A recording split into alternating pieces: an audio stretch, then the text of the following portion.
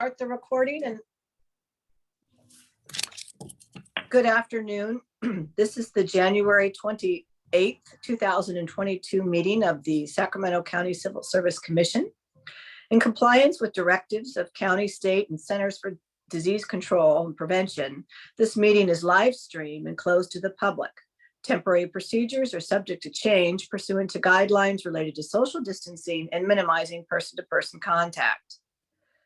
To make a verbal comment at today's meeting, please dial 916-875-2501 and provide your contact information.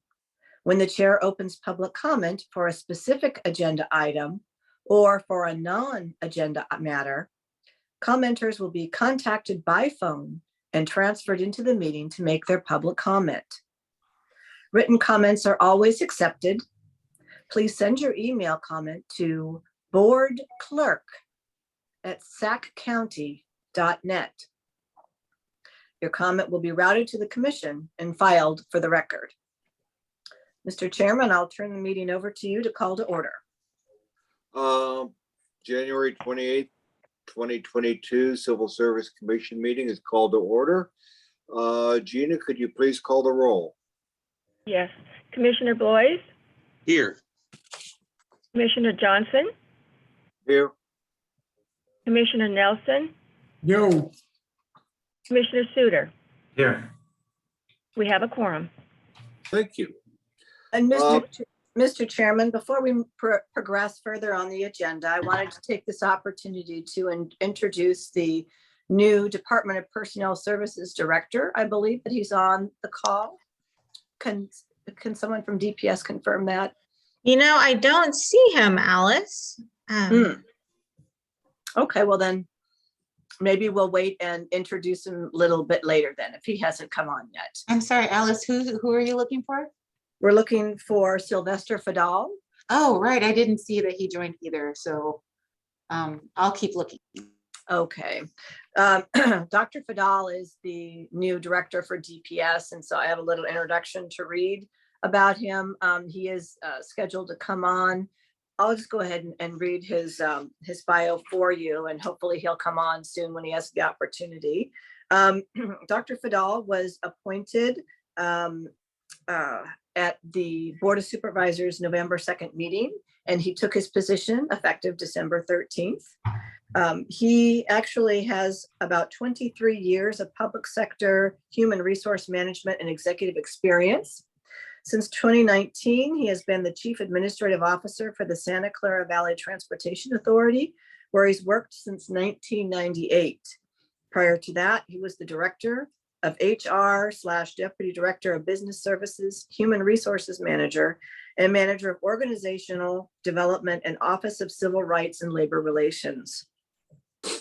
Additionally, Dr. Fadal was a lecturer, area chair for the MBA business program at the University of Phoenix from 1999 to 2017, and he worked as an assistant professor for DeVry University, Keller's Graduate School of Business from 2010 to 2013.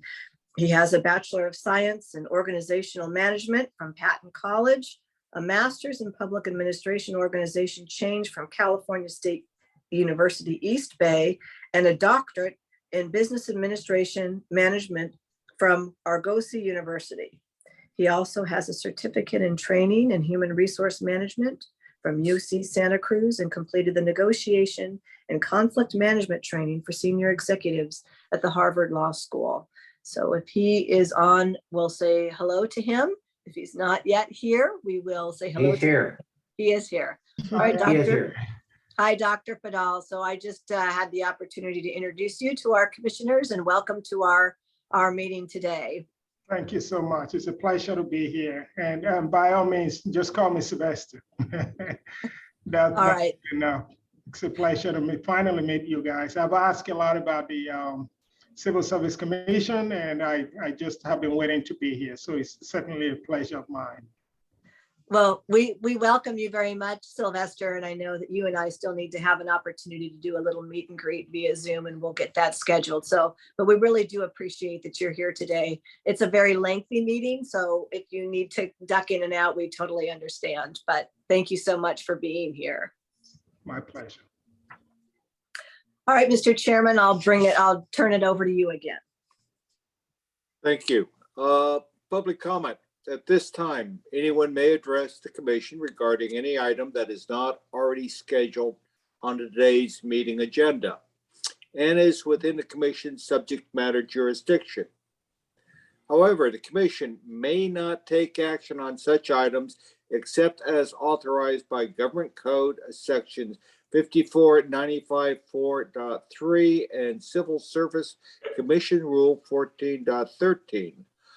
I will ask the clerk, is there any public comment at this time? No public comment received.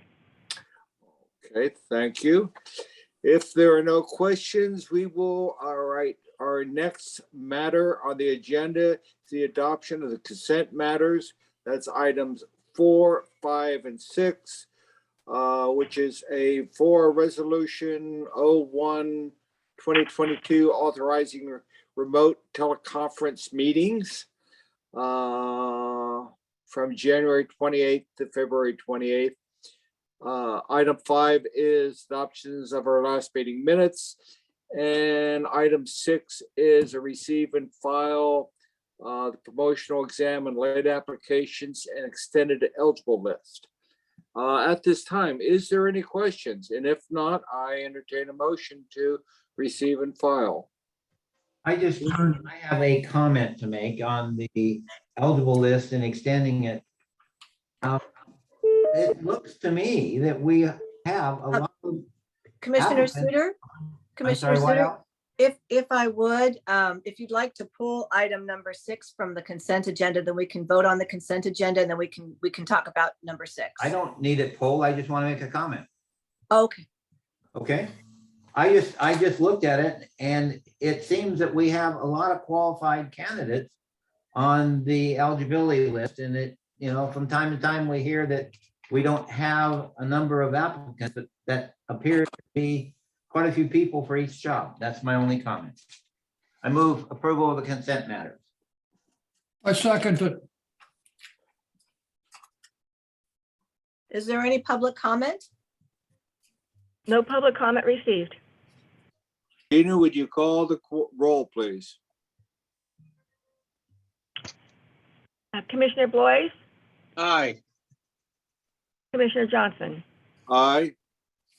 Commissioner Nelson, Hey, Commissioner Suter. Aye. The items are received and filed. The vote was 5-0. Our next item is an examination disqualification appeal.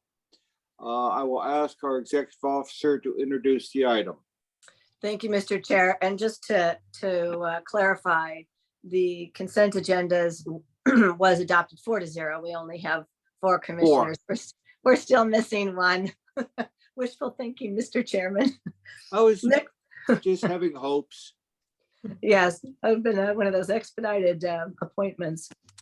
All right. I But wanna thank you for confirm- pointing that out. I wanted just to correct it for the purposes of the record. I want to confirm that our appellant is online. Let's see, I just want to make sure he is here. I don't see the appellant. Is it Eugene Abelardo? Yes, He's online. He's here. He's in the meeting. okay. Okay, he is. Okay, I just don't see him. Okay. All right, so he is there. All right, well then I'll go ahead and introduce this item, Mr. Chairman. This is an appeal, an exam disqualification appeal, wherein the appellant, Mr. Abelardo, had applied for the Environmental Specialist 3 exam. He was denied entrance into the exam because he did not meet the minimum qualifications for that classification. He has since appealed that and is present today with 2 witnesses for the purposes of presenting his appeal. We also have Mr. Christopher French along with, I believe, the director of the Department of Environmental Management to provide their side of the appeal. So with that, I will hand it over you to Mr. Chairman to ask the appellant to begin with his opening statement. Mr. Gallardo, are you prepared to make an opening statement at this time, sir? Yes, sir. Good afternoon, everyone. My name is Eugene Abelardo, and I have sent ahead of time my briefing document to Ms. Alice Dowden Calvillo. I apologize if I mispronounced the name, to share with the commissioners. And good afternoon,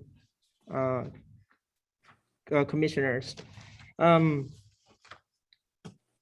I appreciate the time for allowing me to do my oral argument on this administrative hearing for my disqualification case for the Environmental Specialist 3 series, submitted on sometime September in 2021.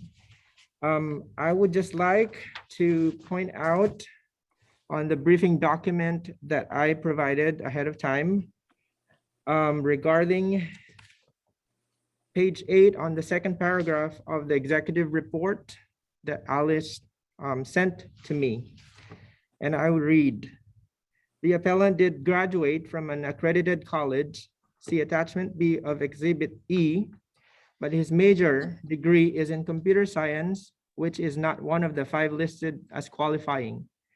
The appellant argues that science is science, thus computer science is the same as health science, public health, natural science, physical science, and environmental science. This is simply not the case. The later sciences are considered natural sciences that is based on natural findings. Computer science is based on mathematical formulas.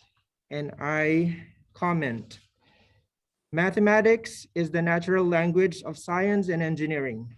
It is about numbers, shape, symmetry, chance, change, and much more. Mathematics is deeply interwoven into all our modern life.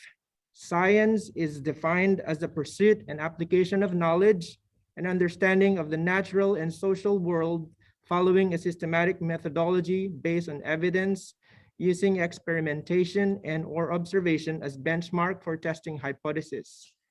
In research and experimentation, mathematical formulas are a huge part and are intrinsic or essential to the field of the 5 fundamental or 5 aforementioned major minimum qualifications: health science, public health, and natural science and physical science, environmental science for ES3.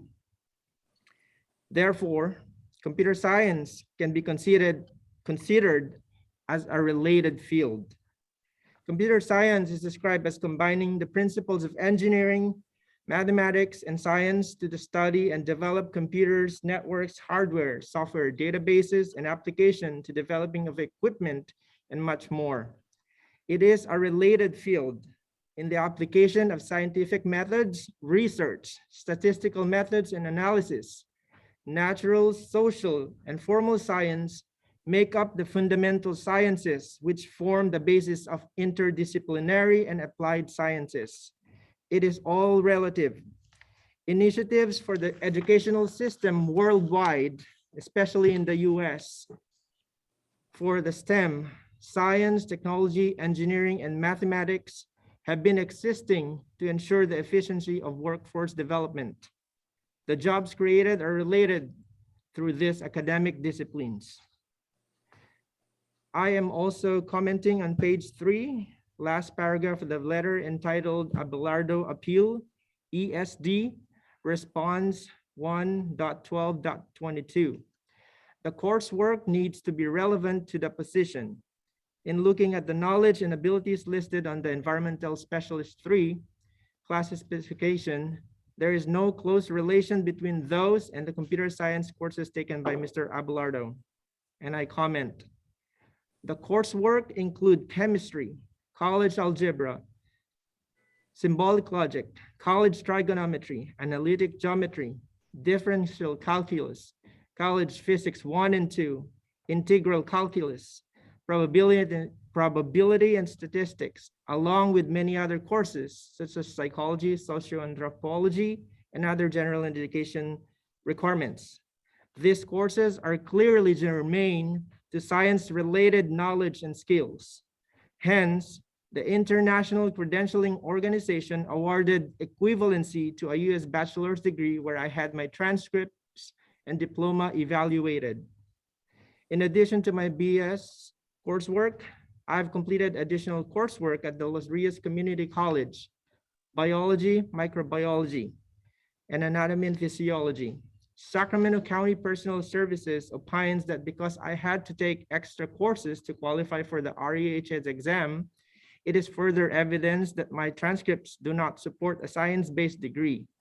While it is true that REHS certification program requires specific science classes to be eligible to take the exam, there are many Sacramento County employees in environmental specialist positions with approved degrees that had to take additional specific classes to be eligible for the REHS exam. I would give an example would be a couple of employees, including Tammy Derby, my supervisor, had to take extra classes like microbiology. I also wanted to annotate or comment on the paragraph on page 3 of letter dated January 12, 2022. Christopher French contacted the California Department of Public Health and discovered that none of Mr. Abelardo's computer science courses at AMA Computer College were accepted by the state toward meeting the education requirements to become a registered environmental health specialist, REHS. Mr. Abelardo enrolled and successfully completed courses in the Los Rios Community College system after he earned his degree from AMA Computer College in order to earn the additional units to qualify for REHS certification, attachment E. Christopher French received further verification from the state that computer science courses are not accepted, attachment F. I comment to state that none of my computer science courses were accepted by the state toward meeting the education requirements to become an REHS is simply not accurate. Physics 1 and 2, both with laboratory, chemistry with laboratory, algebra, trigonometry, analytic geometry, integral and differential calculus were accepted by CDPH. I took microbiology and anatomy physiology in substitution for biology for acceptance from Veronica Malloy from CDPH, since biology was not available in the particular semester or school. In my case, the additional educational coursework that I took at Los Rios Community College, along with my Bachelor of Science in Computer Science, arguably a related field, should be sufficient to meet the MQ for ES3. Job duties of an ES2 and ES3, I allude, the work demands of an ES2 and an ES3 are not distinct in environmental health in our department. I could provide and have my supervisor support that my workload and assignment is not different from many environmental specialist employees in the EH division.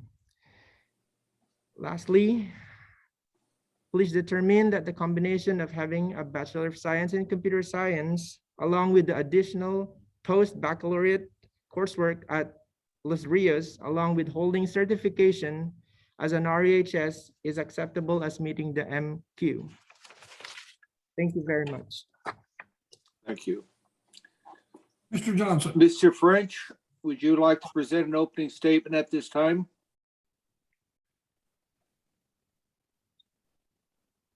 We cannot hear it. You're muted.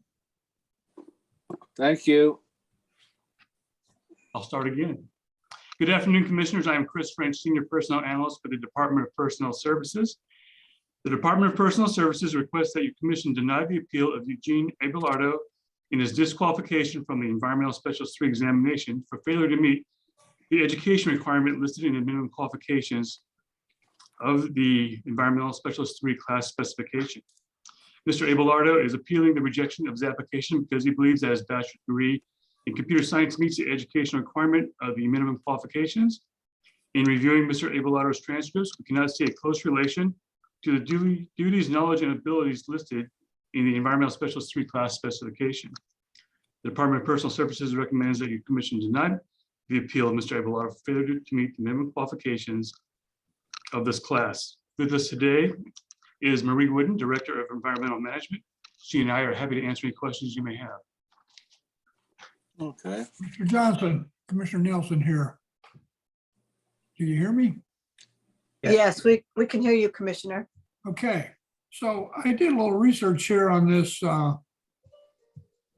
ES3, and I went back to look at the ES2 educational requirements, which, by the way, are identical to the ES3 requirements. And the appellant here seemed to have overcome that obstacle at the ES2 level. So why can he not go to the ES3 level and he has the same education? So, Mr. French, could you answer that? Because the NQs Sure. for the ES2 and ES3 are actually a little bit different. I did send those to commissioners last night along with my chair notes. It looks like they might be, but they're not the exact same. So, Mr. French, if you could delineate the differences between the 2 and 3, please. Sure. Well, the 3 is a degree in health science, public health, natural science, all the areas, and 2 years of professional experience in environmental regulation analysis or environmental research, performing journey level duties and responsibilities equivalent to the environmental specialist 2 in Sacramento County service, or a master's degree in 1 year of that type of experience. The environmental specialist 2 actually has 4 different patterns. One of them is, yes, a degree with major in health science, public health, natural science, physical science, environmental science, or related field, and 1 year of experience equivalent to an environmental specialist 1 in Sacramento County service. But 2 is by itself, and it's a possession of a valid registration as a registered environmental health specialist, which Mr. Abelardo has, and he was able to qualify under that pattern. So the question is, why doesn't he now qualify under the educational? Because the sciences that are listed in the 2 are the same ones that are listed in the 3, and he's being disqualified because he doesn't meet the educational requirements. Yes, but 2 by itself qualifies. It doesn't mention a degree in anything specifically. It just says possession of a valid certification as a registered environmental health specialist. So he doesn't, so Commissioner Nelson, when he qualified for the 2, he qualified under a different pattern. He didn't qualify under the pattern of the degree. If he had qualified under the pattern of the degree, then he would, like you say, qualify for the 3. But he used the other alternate pattern to qualify for the 2 because his degree did not qualify under the 2. Okay, all right, got that. Yeah, What- just separate what- patterns. It Okay, can be What position- confusing. I didn't see the additional or alternate pattern for the 2. I just read about the educational requirements for the 2, which are basically the same as the 3, the Mhm. sciences. Okay. Yeah. He qualified under a different pattern, which did A not different require pattern. the BA degree. Is that what you're saying? Correct. Yes. Mhm. So he qualified without education into the 2? Yes, because you don't have to have the degree to qualify for the 2. You can have the degree, but you're not required. You can come in under the other Okay. pattern. Mhm. Okay. I have a question, Mr. Johnson. What position do you hold now? Are you a county employee right now? Oh, are you Yes. talking to me? Yes. Oh, He is, yes, yes. I have been with the county for over 15 years. I And started you are with, environmental specialist 2, is that correct? correct, for 2 years, total of 4 years for environmental specialist, but I have been with environmental management since 2006. Okay, so, And I have a Bachelor of Science, not a Bachelor of Arts. If I may, yeah, just to clarify that. but you are environmental specialist 2. Yeah. That is correct, sir. And you've been one for how many years? 4 years? 2 years. 2 years, okay. 2 years, Thank you. a total of 4 years under the environmental specialist series, because that is a career ladder series that I want to add, point out to, that whenever you're accepted to the series, it should not hinder you from promoting for career opportunities within the same series. Okay, thank you. Thank you. Can we hear from environmental management and their position on this, please? Good. Before we do that, I'd like to ask Mr. Gallardo, or excuse me, I'm trying to read it. Abelardo, a question that I'm a little confused. This is Mike Johnson. It shows on your resume here that you submitted that you were an environmental health specialist as of November of 17. Correct, sir. That is Correct. when I started. I started as an environmental specialist 1 when I all met the requirements for the ES1 position for the County of Sacramento Environmental Management Department. Okay. What your resume that you submitted that I have shows you were hired as a 1 on July 2017, Oh, and you were a 1 till November of 2017, and in November of 2017 till the currently you are a 2, correct? currently, yes, sir. So Okay. I just want to clarify that. I left County of Sacramento and moved to County of Monterey, and I was hired there as an environmental specialist as well. And then I came back and get rehired to Sacramento County EMD in November 2017. Okay. And you qualify, where I'm confused, you qualified to be a 2, and Mr. French may be able to answer this also, is not because of your degree, is because of you possessed a, what is it, REHS certificate? Correct. Is that correct? Yes. With that in his resume, and maybe it's just the current one, it shows that he did not, at least get the REHS certificate till August of 2019. So on what basis was he able to go from a 1 to a 2, other than his degree? I might be able to shed some light. This is Marie Wooden, Director for Environmental Management Department. Eugene, you can help. I'm just trying to help you a little bit here. Okay, Mary. I think you got your state letter correct to be a trainee first for REHS, correct? That is for environmental specialist 1, correct?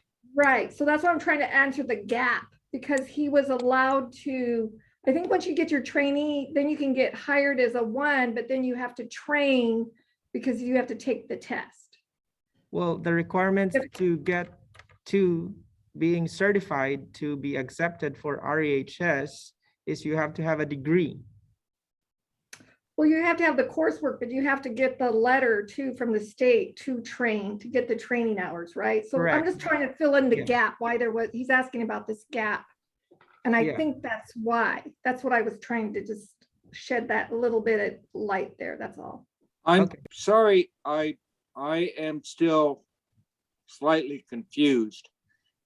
If he was able to become an environmental specialist 2 in November of 17, what did he possess at that time to qualify?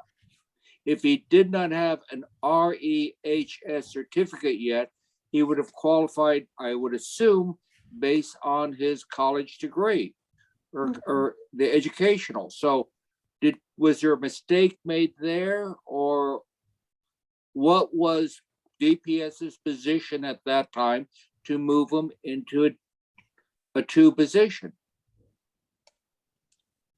If I may jump in here, Rebecca Stucker, Department of Personnel Services. Just to clarify, the environmental specialist 1-2 is a levels class. Therefore, in order to be appointed to that class, you only need to meet the minimum qualifications for the level 1, which is, let's see here, let me refer to it. It's written proof of acceptance of education required by the state of California Environmental Health Services. While I don't know for sure, my guess is that's how Mr. Abelardo met the MQs for that class, since it is a levels class and that is the level 1 MQ. And then, as you know, the department would have discretion to move him to the level 2 when he was ready to do that. I understand that. Mhm. At least the information I have received in the MQs, and one of these, Exhibit F, I guess, has different qualifications for a 1 than a 2. So you're telling me you can become a 2, but technically not qualified for a 2 if you become a 1 and you're proficient somehow. Right. Is that it? Yes, if you recall in our multiple discussions about levels classes, over the past several years, we've gotten council opinion that with the levels class, you can only have 1 set of MQs. And then it is like discretion when the incumbent moves from the level 1 to the level 2. Unfortunately, these class specifications are about 20 years old. At that point in time, we did have separate MQs for the 1 and the 2. However, we're not operating under those circumstances any longer. You mean the MQs I am reading, asking you questions of, don't exist anymore? Well, the exam team can correct me if I'm wrong, but when we do have a class spec that has a separate level 1 and level 2 MQs, we advertise and screen at the level 1. Correct. That's But correct. hold on, I'm still confused. You advertise at level 1, they get on board, Mhm. and they got to go to a 2, and they then have a different requirement there. But you're telling me DPS or whoever could just waive all those requirements and move them up to a 2 if they feel somehow they're proficient? If they feel they can perform the full journey level duties of the class. And yes. so if my buddy comes in and you feel he could just perform all the duties of the class, he doesn't have to meet the MQs. That's kind of what you're telling me. What I'm saying is that MQs no longer exist or are applied for a level 2 in a levels class. The legal saying the minimum M- qualifications. And he was, just for clarification purposes here, and I know that the commission has had many conversations about level classes, and they have concerns with regards to level classes as well. But in this case, the incumbent came in, he qualified for the level 1. And because the environmental specialist class was a level 1, or was a 1/2, he qualified for the level 1. He didn't have to meet the MQs for the 2 because he was in the class level 1/2. When he was found to be proficient, he was moved into the 2 position. He still had to obtain that certificate. But it Okay. sounds like what DPS is saying is that because he came in as a 1, that's the MQ that he had to meet. That was the threshold. Moving up from a 1 to a 2 within the same classification, that's where the discretion is. Now, if he had applied for a level 2, he would have had to have met that. But I think that that's what DPS is saying. I'll figure out what DPS is saying. My difficulty is once he became a 2, he did not get that REHS certificate for 2 years. So what I'm hearing is the class specs for a level 2 are fluid and don't have to be held to. Somehow, as long, it left me confused. I would like to ask Mr. French a question on the MQs also, if he's still there. I'm here. On, I pretty much understand. Let me go back in here. And What attachment are you on, Mike? I'm on, trying to look at the MQs on Exhibit F. It's Environmental Specialist 3. And going to, in that MQs, and I can't find it yet, but I've seen it. I believe it allows for a substitution of education by work experience. No, it unfortunately does not. It does not? No. Okay, let me.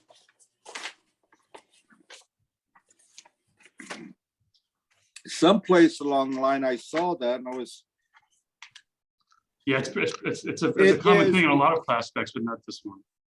What I have is Exhibit C, which is civil service, a letter to Civil Service Commission. And the next is attachment A, which is Sacramento County Department of Personnel Services invites applications for Environmental Specialists 3. On the employment qualifications, they point out graduation from accredited college, 2 years experience, or a bachelor's degree, or 1 year.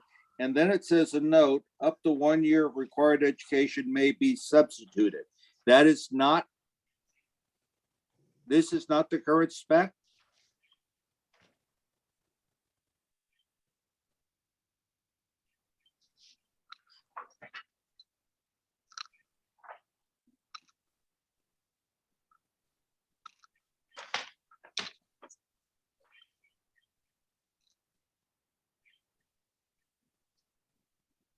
No, I'm sorry, it is current. That's correct. All right. What, as you were the reviewer of the application, if I go up to, and you were indicating that yes, he does have a degree, it's not a degree in the listed majors here, and we're talking about one. If I how many units does he need to have to qualify for this examination according to you? Well, if we're talking up to 1 year can be substituted, that generally speaking be 90 units, with 30 of them being upper division. Excuse me? If we're talking about the substitution, then Yeah. roughly speaking, 90 units with 30 of them being upper division. Yeah, have to have 90 units of upper division? No, 30 of them would be upper division out of 90 units. 30 units of upper division. A major in, and I don't know this, I'm just curious, a major in health science or physical science, environmental, to qualify that is a minimum number of units. You're saying that's 30 units? That no lower division units are counted at all in that 30? Can you repeat that? I'm sorry. Are in the 30 units required for a major in your, like you have here, health science, public health, natural science, to declare that as your major to graduate, you have to have 30 units in that field, correct? I can't speak to that specifically. I don't know. Do you know if all the units have to be upper division or can some be lower division? Well, a bachelor's degree is defined by the upper division courses. Of course, there would be some lower division courses that are relevant that do go on the progression of the education. I'm sorry? Don't some of the lower division units may carry over towards your major and your upper division? Yes, you have to take, there are definitely lower division courses that go along with the progression of your education towards getting a bachelor's, yes, that are relevant to whatever that field of study is. So if I substitute a year of work experience, I still have to have 30 units of upper division? Yes. I would say so, yes. Okay. And 30 units of upper division work is what defines a major? Again, it's 120 units for for an overall bachelor degree, but number of units for the major, I can't speak to that specifically right now. So if you can't speak to that, how can you put a number of 30 on it?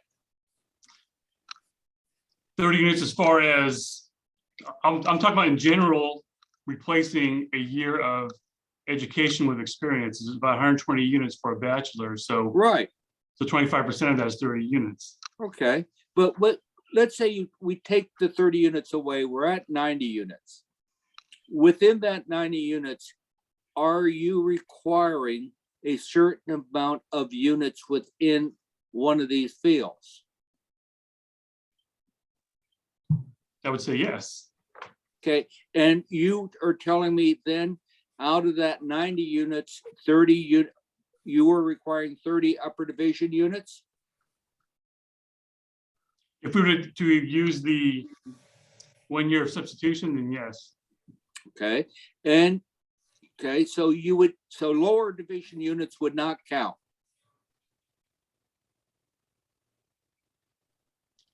No, not in defining what a major Okay. field study for a bachelor's program would be, no. And with that, 30 units is what you were telling me will be required, but you mentioned that if you are having a major and graduating with one of these, that you may not need all 30 units to be able to graduate with a degree in one of these subjects?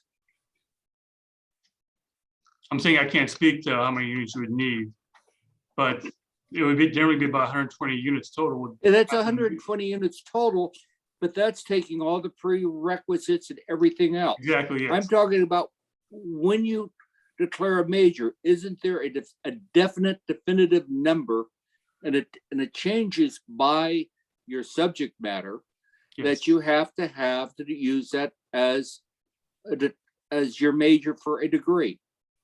Yes, Business administration, I know, has more units than, let's say, sociology or public Yes. administration.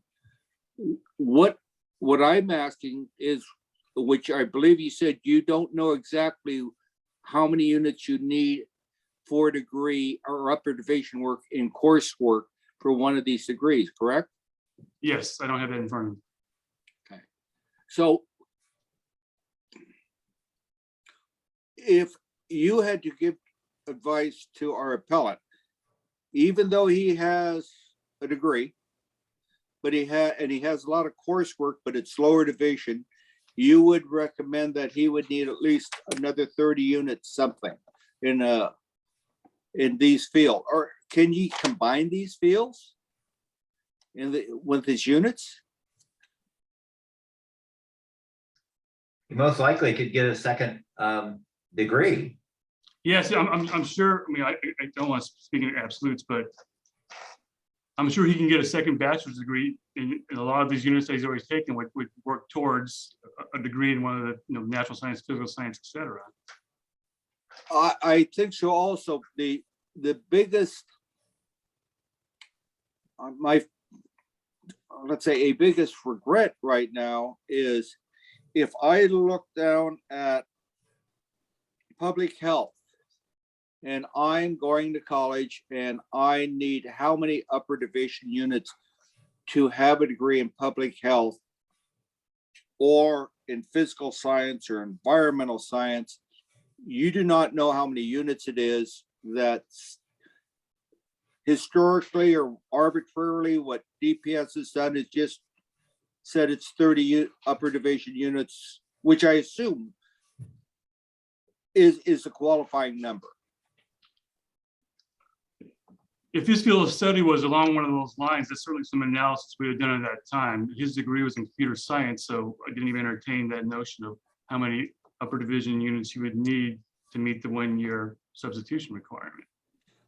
My frustration is if we deny his appeal and he would still like to move forward in his career, you have not really given him a specific career path of going, these are the areas of concerns we have in this units you need to take. Yeah, well, And that's a I- conversation I would be happy to have with him, certainly, but Mr. Johnson, can we ask the department for their take on this whole issue? Okay, Environmental, Management, me? Yes. Ray Wooden? Thank you, Commissioner Suter. I know it's complicated. It seems, I hope you understand what the MQs say. I will say this, computer science, the degree is described as, and this is from Eugene, described as combining the principles of engineering, mathematics, science to study the development of computers, networks, hardware, software, databases, and application to developing equipment and much more. At our department, we have those staff. They are computer science majors with business emphasis. They are embedded in our department from the Department of Technology with Sacramento County. Their degrees are computer science degrees. Their functions are very different than the 34 programs that we implement and enforce here in our department. There are a multitude of disciplines that cover natural science and what we're looking for that skill set in our programs. There's water science, there's geography, there's soil science, there's hydrology, there's food science. We have food nutrition majors in the science field. We have chemists, we have biochemistry, we have microbiology. We need all these disciplines because environmental health is so wide. But computer science, that is not our focus. We don't develop software programs. We don't write code. We don't uphold the network. I have specific staff that do that. So I think, I didn't write these MQs, but I think my forefathers or the other department heads, other program managers, I remember when they developed this class, that's what they were looking for. And that's why they set the MQs the way they did. I hope that makes sense. For me, he's an environmental specialist too, right? 1, 2. Mhm. Yeah, and so he's been there 2 years at least. And we have a career ladder. And now we can't advance through the career ladder. That doesn't make any sense to me. He would need to go back. The cues are wrong. He, The department's not utilizing him in the proper way. I'm confused, I guess. we have very distinct work, what a 3 does, an ES3 does, and an ES1 too. So the ES3 does more complex work. I understand that, but isn't Right. there a career And ladder? we don't use computer science majors. It's in the MQ. Okay, so I guess my question to you, direct question, you agree with the Department of Personnel Services that he should not be eligible for the exam. Is that correct? Based on his degree, that requirement, yes. I guess I don't know why he's a 2 if he can't move up the ladder. It's a different, I'm sorry, her name, let me look at her. Alicia? Alice. It's a different career pattern eligibility. One of the difficulties I think here, excuse me, is that these are very old MQs. And I mentioned this in my analysis, they're very old. And today, when we revise our MQs that come before you commissioners, a lot of times you will have work experience that can be substituted for educational experience because you see the value in having that, excuse me, I have to cough, pardon me. It never fails. Because you see the value in giving people, I'm gonna have to cough again, sorry.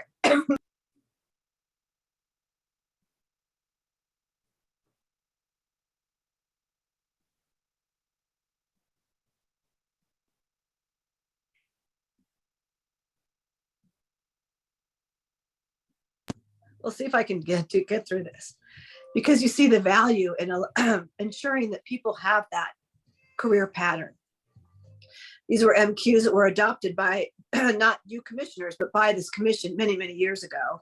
And for whatever reason, there wasn't that substitute language. It may not have been a common practice of the county to allow those kinds of substitutions, but now that is something.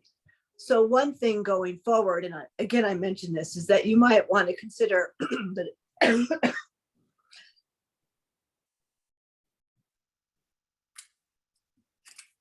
For hours.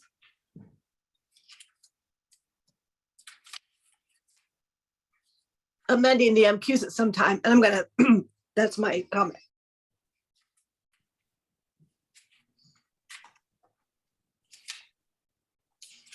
That's all I have to say right now on that.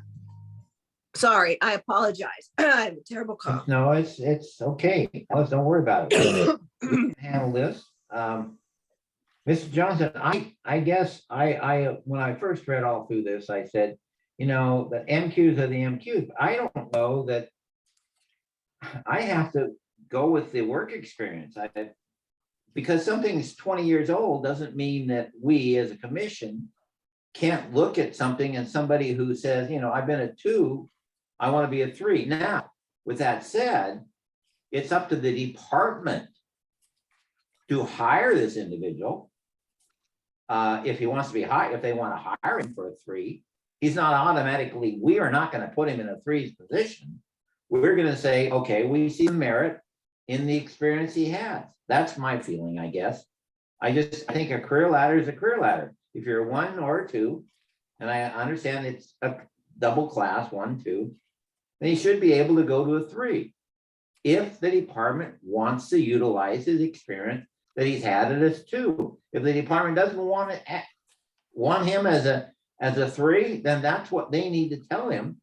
We don't think you have the experience to be a 3. I don't think it, that's all I have to say.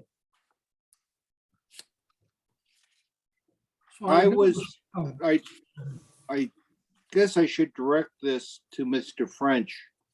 One of the other issues that was brought up is that there was many years ago, I guess, when these class specs were developed, there was a reallocation of a person that did not have one of these majors. Was that correct, or was it just an anomaly? Actually, I looked into that. I can't find any record of that person's education, so I don't know. But yes, there were people back that were reallocated back when the class study was done, including the gentleman that Eugene mentioned. And if I might, Chris, I did attach that class study for the commissioners along with the allocation table. And at that time, the commission voted to, when they established the class and they abolished the incumbents classes, they granted everyone status into the new class and deemed at that time that they had met the MQs. So at that time, it was determined that the individual cited had met the MQs. That was a determination that was not just made by DPS, but by this commission and by the Board of Supervisors. So the only thing we can do at this time is assume that the record is correct and that the individual did meet the MQs. And that given the fact that he went through a thorough review through staff, this commission, and the Board of Supervisors, that is true and correct. Do we know, and I believe it was alluded to, that the individual had a degree, but it was in music? Do we know what the degree was in? So, Mr. Chairman, the appellant made an allegation that an employee did not possess the appropriate degree. But the record shows, based on action taken again by this commission and the Board of Supervisors, that the individual did possess the required degree. So it had to have been in one of the fields specified in the class spec or a related field. That means he would not have been able to qualify if he had a degree in music, art, political science, or something else. Okay. I guess to Mr. French again, could you describe to me how the relevance, what a related field is and how applicable is it? Okay, well, I know Marie shared some fields of study already, but I can kind of echo those. Certainly anything in biology and the various, sub studies of biology. Like she mentioned, nutrition, water science, soil science, geology, chemistry, areas like that. As far as like how they apply, I'd rather defer to Marie to explain that. Okay. Well, the appellant here has this REHS certificate, which required a certain amount of science courses or background in order to qualify for that. So Yes. my question would be, these units don't apply because you didn't have enough of them, or they were upper division, or they weren't upper division, or they were lower division, or well, why would you not count these units? Or they are not. Well, for a couple of things here. The REHS requirement and RMQs are two different things. I brought up the REHS because Mr. Abelardo did, but the requirement for that is a bachelor degree in anything with 30 units of basic science, which he had some units at when he went to when he got his computer science degree, but he took a few other classes at the Los Rios system to get the amount of units that he needed. Most of those are all lower division units, so I wouldn't consider that. It's a lower requirement than I would say RMQ states, which is a bachelor's degree in one of those areas. So because they're lower division, you're not going to give them credit for that? You want upper division only? Well, bachelor's degree is defined by upper division units, yes. Correct.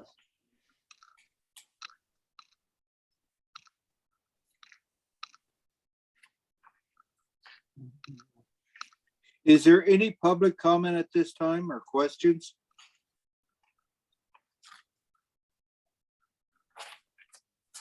There's no public comment. No, we do. Fellow commissioners, is anyone else have any questions or comments or would like to make a motion? I think there might be someone that doesn't want to make a comment. Okay. Hi, I'm Tammy Derby. I am a representative for Eugene Abelardo. I am the vice president of our employee organization, Environmental Management Specialist of Sacramento County. I am also a 30+ year employee of the Environmental Management Department, and I am currently an environmental specialist 4, which is the supervising level in that environmental specialist series. I wanted to make a couple comments. Earlier, you were discussing how Eugene met the MQs for ES1 and ES2, and that there was an assumption that he didn't meet the educational requirements, that he was only accepted into that series with his REHS letter. And I say assumption because I think upon questioning, county staff haven't been able to ascertain that there was actually a determination that his bachelor's degree, his bachelor's of science degree, did not meet that first qualification. And so I think as an applicant, Eugene was never told that his degree did not meet that standard. And so anyone who is accepted into an exam isn't told exactly how they are accepted into that exam. So I think we could argue that perhaps that degree by previous staff and previous directors of Environmental Management Department may have accepted the computer science degree as a related field mainly because of this coursework that Eugene did take, which include physics, which included geometry, which included a number of higher level mathematics classes. You know, in a subjective review of what related field is. And I think when one of the commissioners asked Mr. French to explain what a related field is, I think that's a very good question. And while there have been some answers given, I think that related field could be expanded to include computer science based on the arguments that Eugene provided earlier. Again, I wanted to make sure that the commissioners did understand that it is a Bachelor's of Science degree, not a Bachelor of Arts degree. And I think that was all my comments. Thank you. Commissioner Nelson here, I'll make a motion here. The chair will accept it to grant the appellate's appeal. I have a motion. Do I hear a second?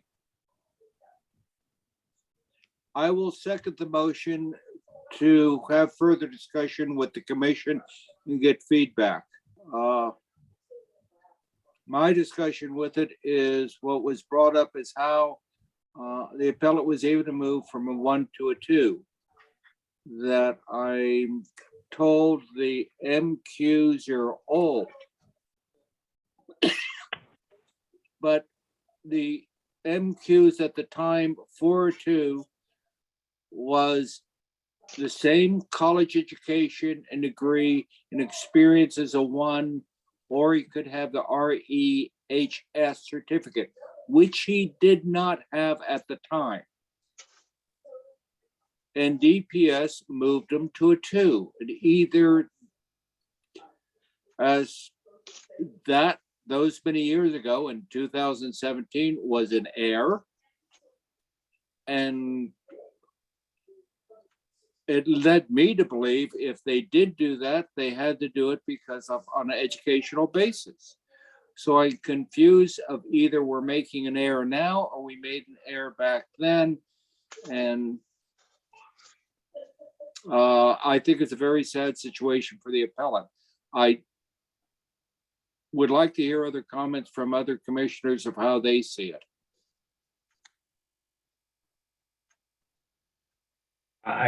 Mr. Chairman, I think you have my opinion. I think there's a career ladder. I think he was put into a 2, not by personnel services, but by the department. Only the department can move somebody from a 1 to a 2, not personnel services. So whether we're making a mistake now or a mistake was made earlier, we should not penalize. We should. Mr. Suter, I didn't hear your last comment. Could you repeat it, please? Okay, I said whether it's an error now or whether it was an error before, I don't think we should penalize an appellant who is an accounting employee. And I would agree with Mr. Nelson and yourself. But again, my comment is the department is the one that moved him from a 1 to 2. And furthermore, the department is the one that's going to hire him to make a 3. So if they do not see him as qualified, then he won't be hired. And then they should explain to him why they don't think he's qualified. I don't think it's up to us or the personnel department to tell him why he was put in a 2, but he can't be a 3. So that's my comment. Thank you. Well, Commissioner Nelson here, and I agree with Mr. Suter and Chair Johnson. You know, this job description here and the amount of education and experiences he has, and he has lots of science, but it doesn't appear to be the kind of science or the upper division level that the county wants, or the DPS wants. But I don't have a problem with that. I just think he could do it. I think the history of his education and his experience qualifies him. Make it clear that I agree with personnel services that the computer science degree is not the degree that he needs to have. Because I know from a viewpoint that environmental science, natural science, completely different than computer science. My only objection is he was a 1, they moved him to 2. It's a career ladder, and we should not punish him for that. But I do agree with personnel services that computer science is not a natural science or environmental science. I agree with the department that is not the type of science they want. They don't want a computer person. They want a natural science person or an environmental science or a water or something else. I mean, I worked with many people in Rangers that were natural sciences, and that's a different degree. So that's my position. My position is erred somewhere along the line to make him a 2, and now he should be eligible to do the career ladder. If they choose to make him that, that's up to the department, not up to us. Thank you. Any other comments? Did we get a second? I will second Commissioner Nelson's motion. Okay. You do have a second. The chair made a second. Okay. Hearing no further comments, I call for the question. Gina, would you call the roll, please? Okay. Commissioner Boyce, how do you vote? Aye. Commissioner Johnson, how do you vote? Aye. Commissioner Nelson, how do you vote? Aye. Commissioner Suter, how do you vote? Aye. Let the record show that the motion has been adopted and the appeal and the instant case has been approved. By a vote Granted, of sorry. 4-0 and not 5. Yes, by a vote of 4-0, not 5. Thank you, commissioners. The next item on our agenda is DPS monthly provisional appointment status report for November and December of 2021. Good afternoon, And- commissioners. Oh, I just, our appellant, I saw his picture on the screen here. Does he understand what has taken place and he can move forward in the testing process? He thanked us, so I'm sure he does. Okay, good.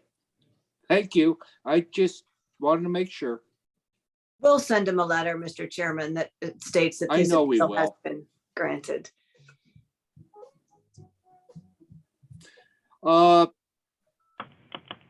DPS under provisional appointment status report. Yes, Rebecca Stucker, Department of Personal Ah. Services.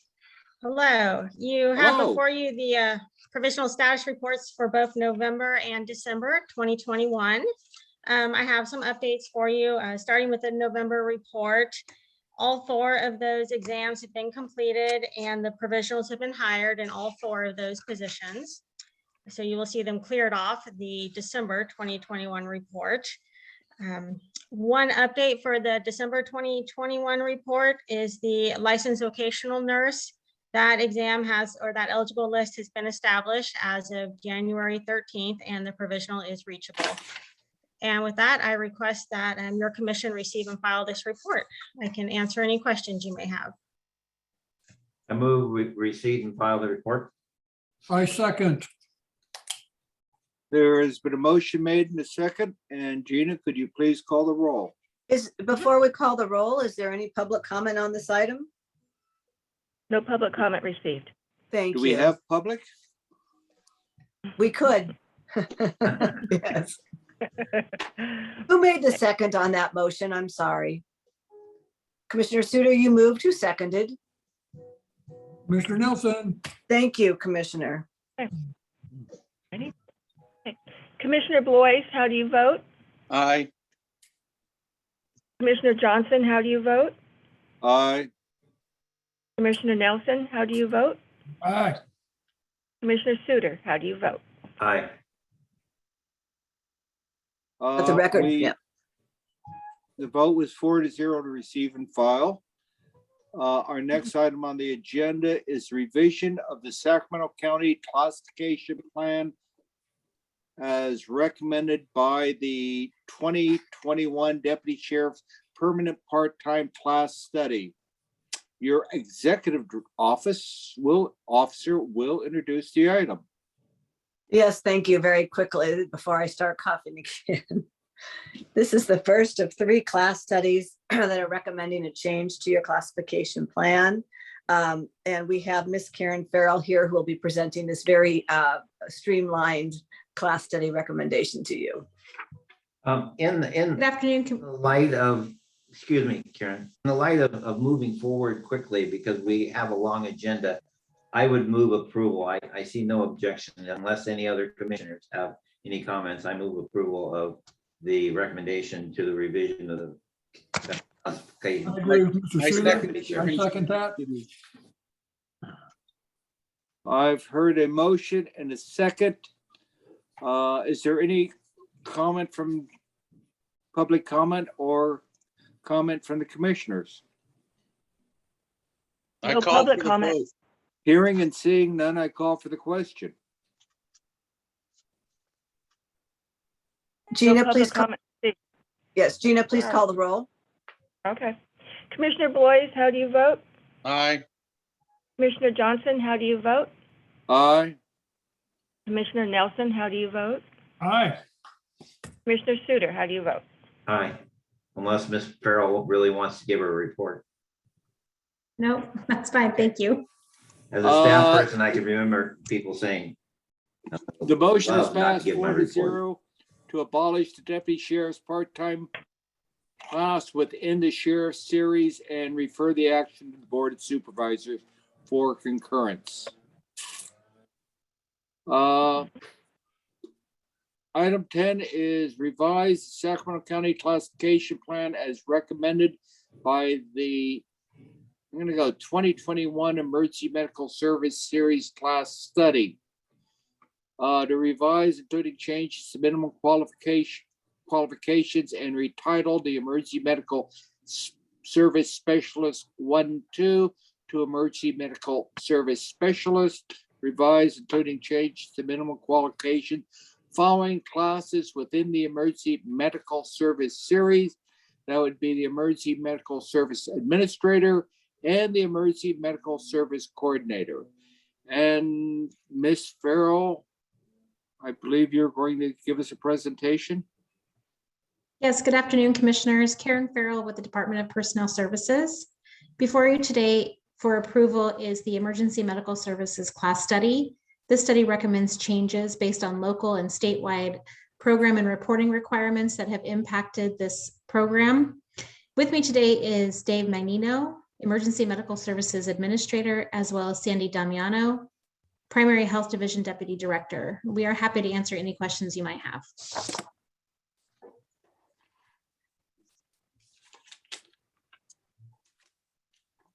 Commissioners, do you have any questions? I have no questions. I have no questions. Looks pretty straightforward to me. Let's see.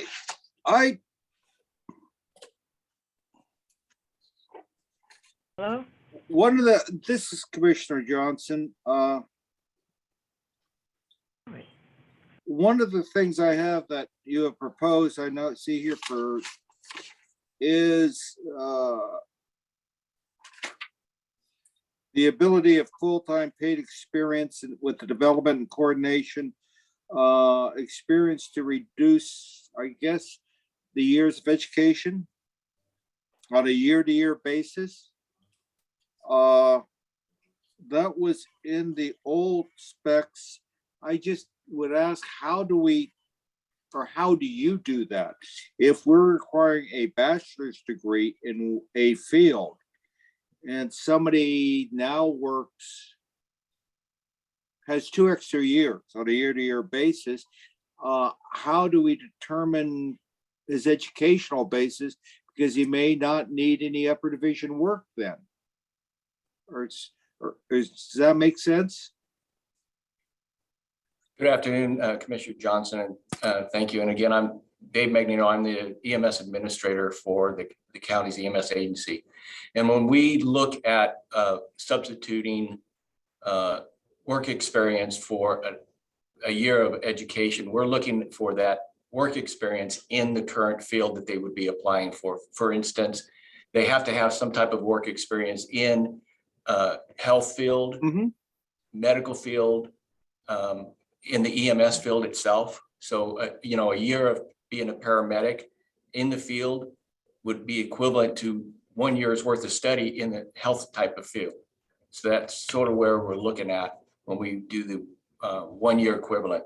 And that requirement that we are requesting to add is pretty standard through the industry for EMS, to allow people that don't get an actual degree, but they have the years of experience in the EMS field or a health field.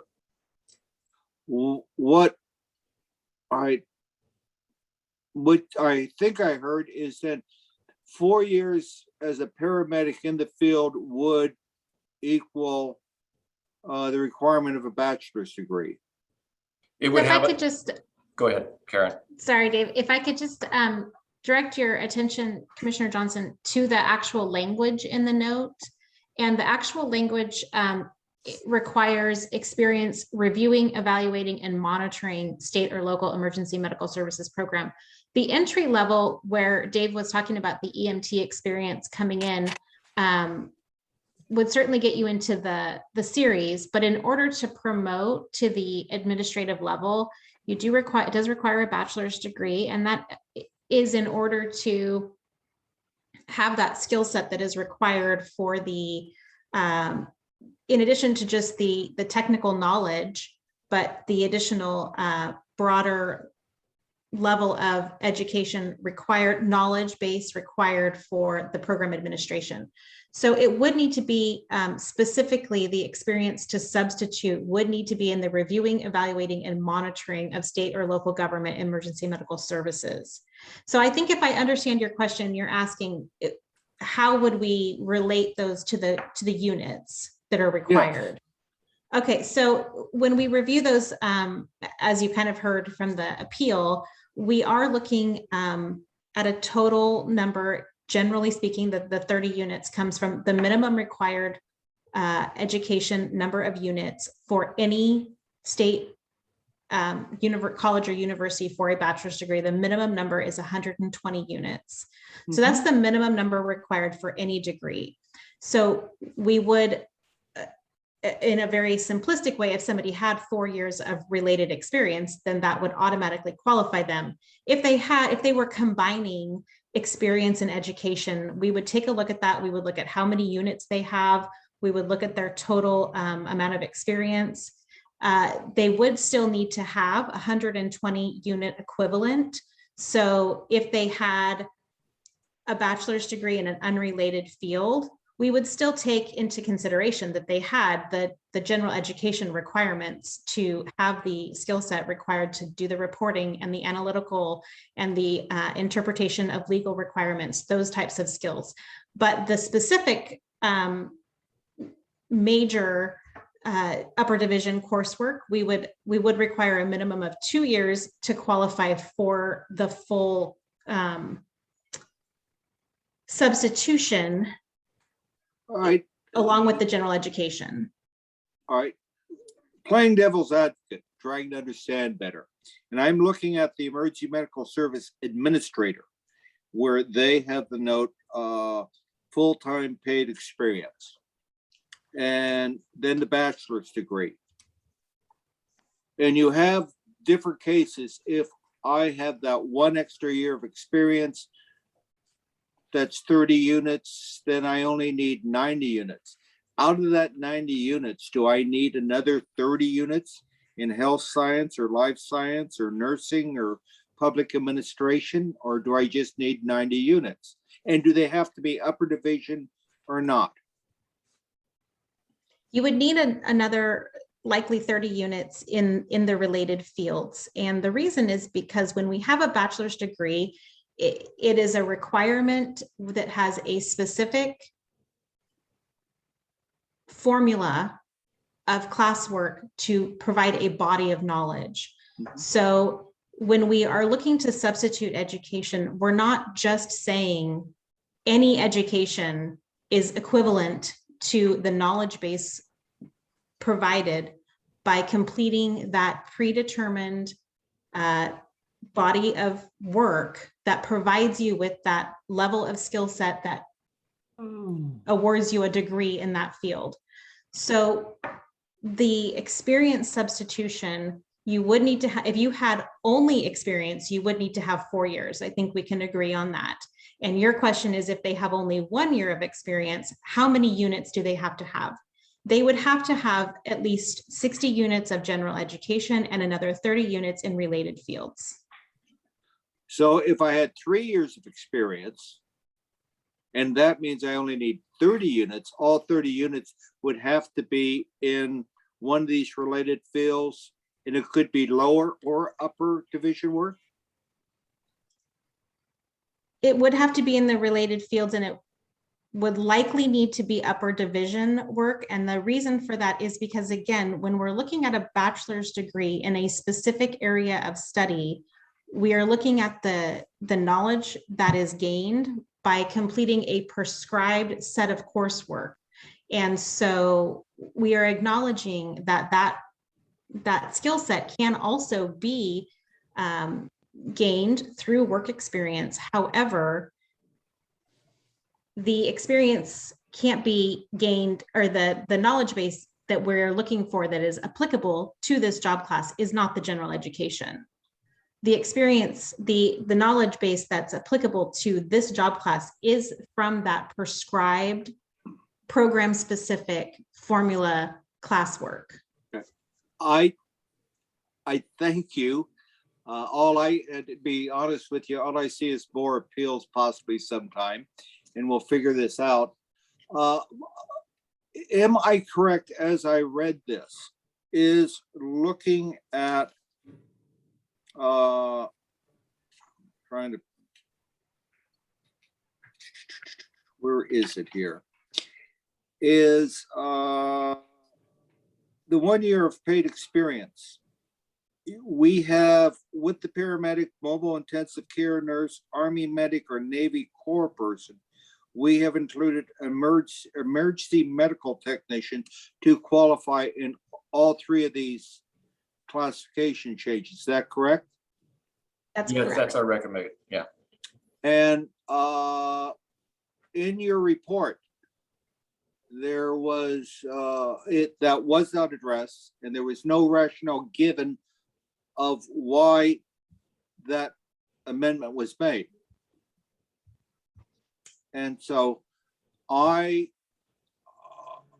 would like to know why we included an EMT position to now qualify when it did before. So I'm gonna let Dave go ahead and speak to that, because I think he probably has the technical knowledge to clearly explain that.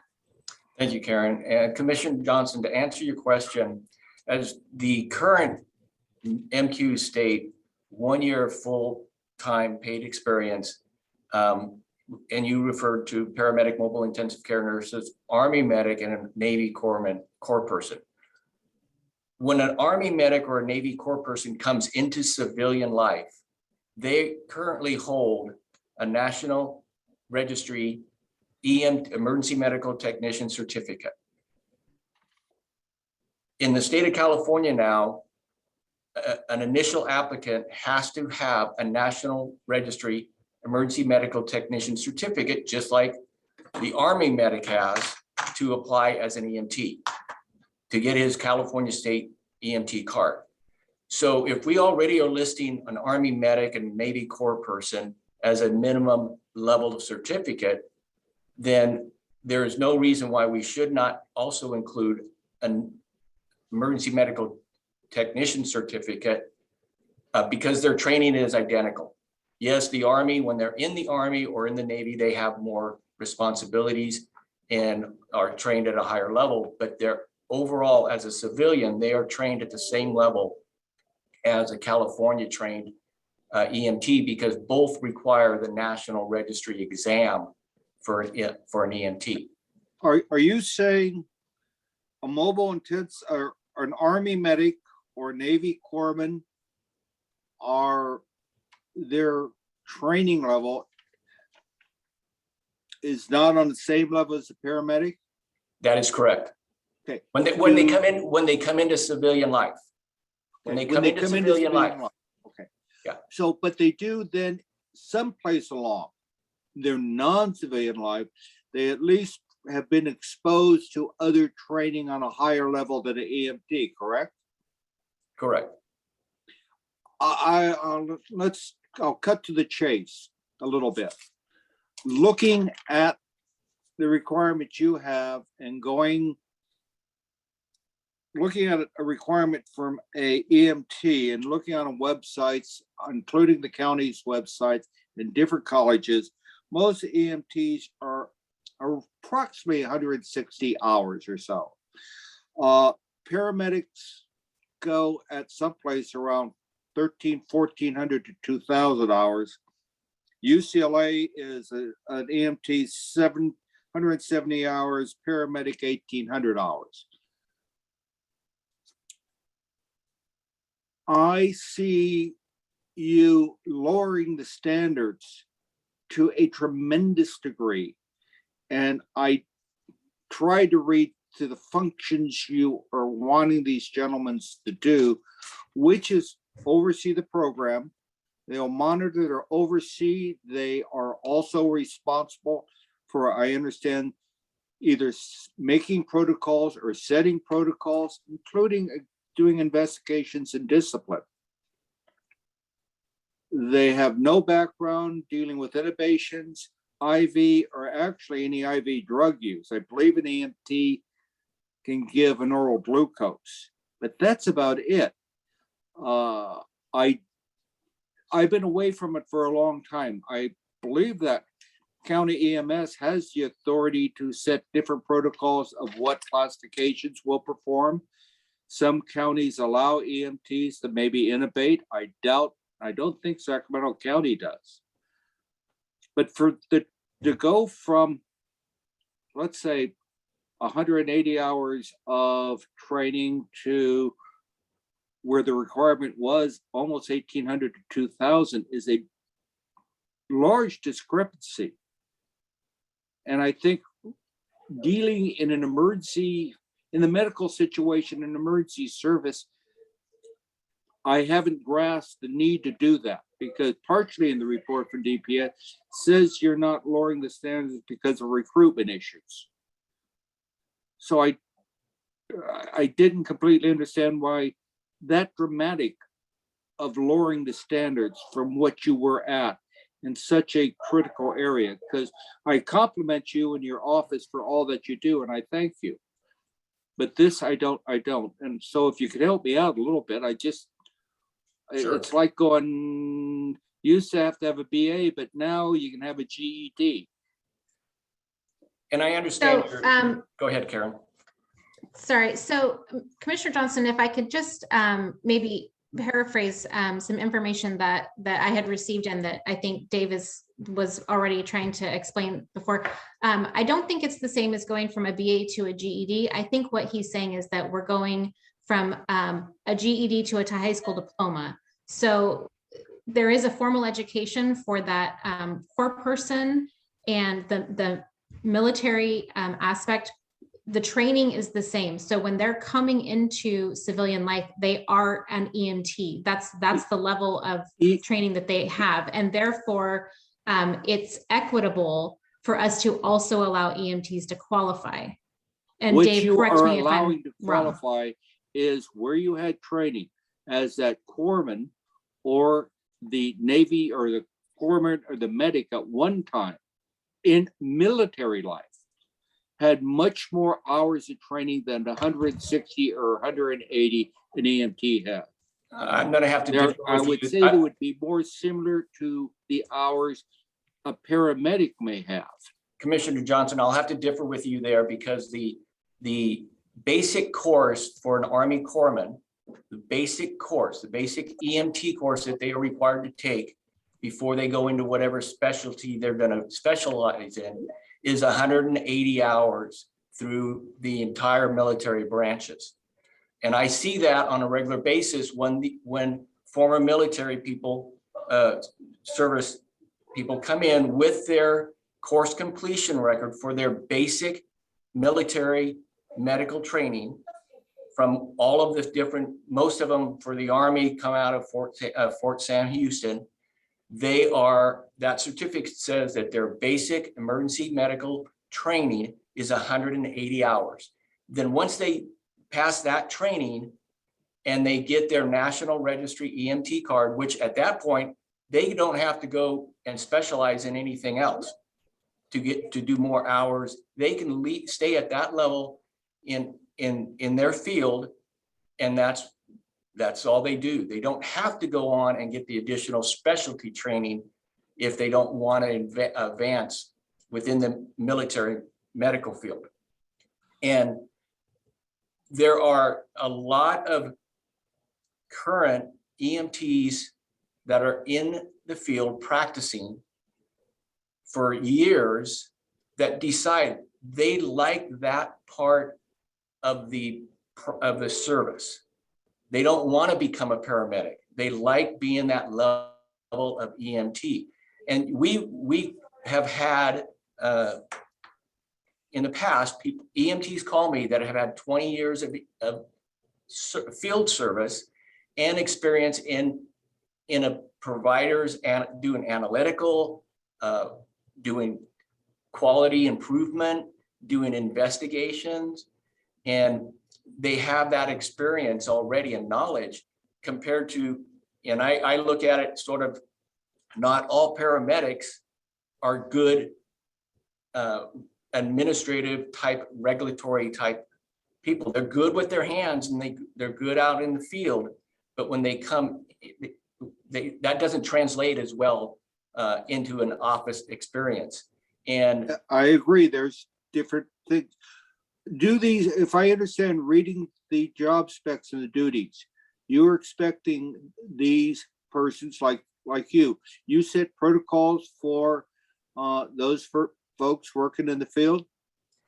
The agency is responsible for drafting and writing the protocols in conjunction with our medical director, who has the final say so as to what is going to be in there, and it's for all levels of field. So the protocols are for the EMT level and for the paramedic level.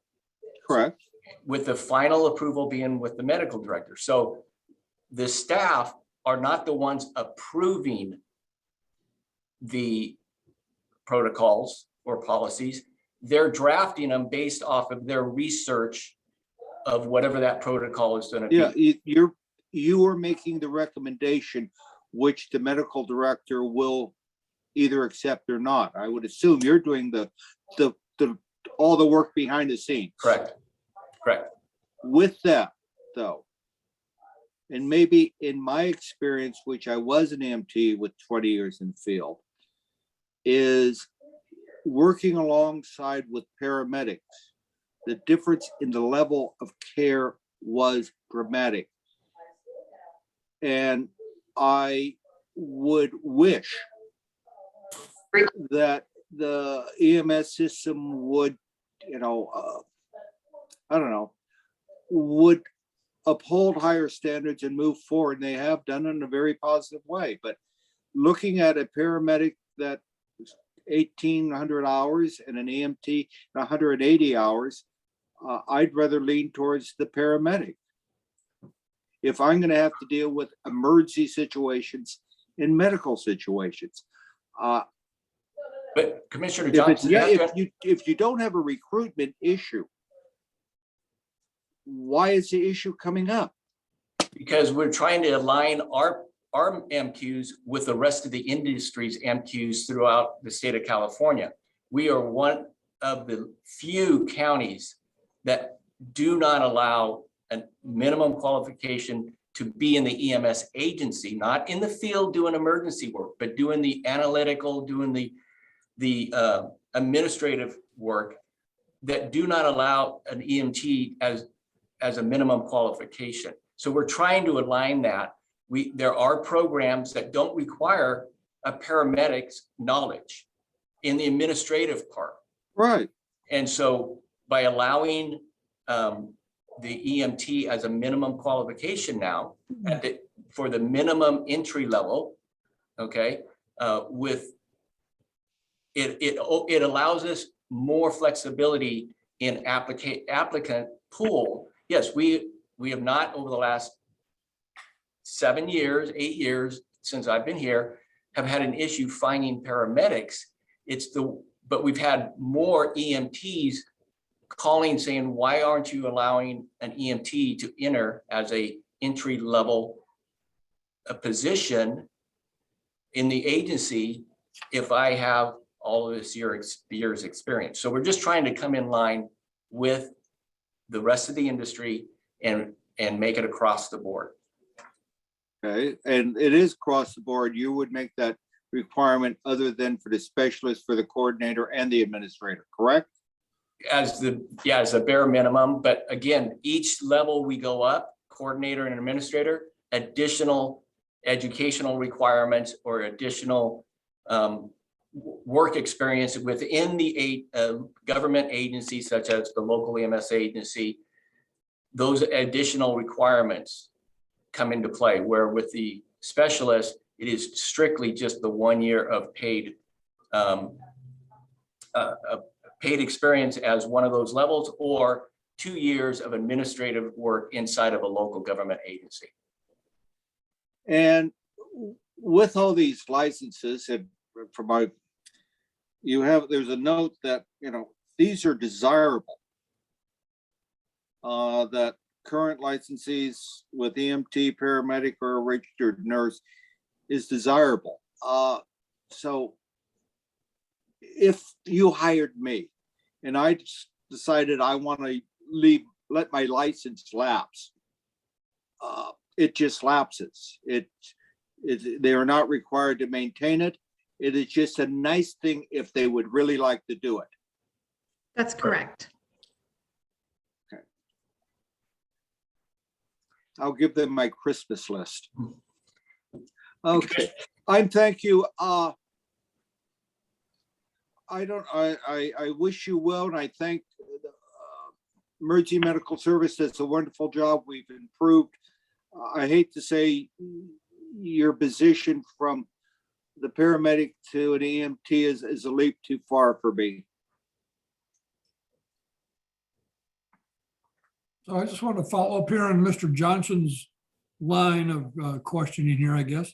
On the specialist class, it says that EMT is not required. It's just desirable. Well, why would you not make that a requirement? That's what we're requesting, Commissioner Nelson. In the revised one, there's 2 ways that an applicant can qualify for the exam. One is having a paid. Currently, it does not include the EMT, but our recommendation is to include 1 year's worth of paid experience as an EMT, paramedic, mobile intensive care nurse, Army medic, or Navy Corps person. The other way is by having 2 years of full-time paid technical, administrative, or analytical experience within either a state or local government agency that focuses on emergency medical service. So there's one of 2 ways at that level. And we're recommending that the EMT be added to that paid experience certification level. So the military people, to qualify, did they automatically get that, or they have to take a test? They have to take the same national registry exam. Oh, you mean the county exam? Yes, Right. They would still have to take the county exam, but they qualify based on having that experience as a corpsman or medic. Okay. This Commissioner Johnson, again, one last question. In DPS's report, you outline, which is nice, that there's an EMAG, a committee of different providers, hospitals, private ambulance, fire service. Yes. Have they taken a position on these changes at all? We have not brought it to them, no. Okay. Only because it has more to do with our personnel and the county's requirements and not. But they're your clients, correct? These people, your people are the ones that go out and regulate those people. Yes, that's correct. And hopefully we all work as a team together. Correct.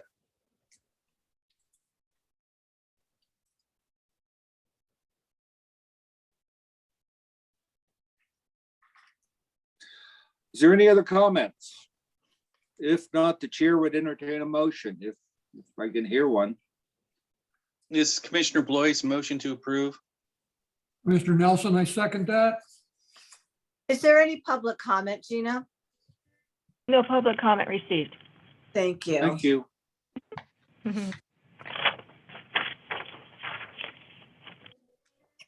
The chair has heard a motion and a second to adopt or approve the reclassification plan. Gina, would you call the roll, please? Okay. Commissioner Blois, how do you vote? Aye. Commissioner Johnson, how do you vote? No. Commissioner Nelson, how do you vote? Aye. Commissioner Suter, how do you vote? Aye.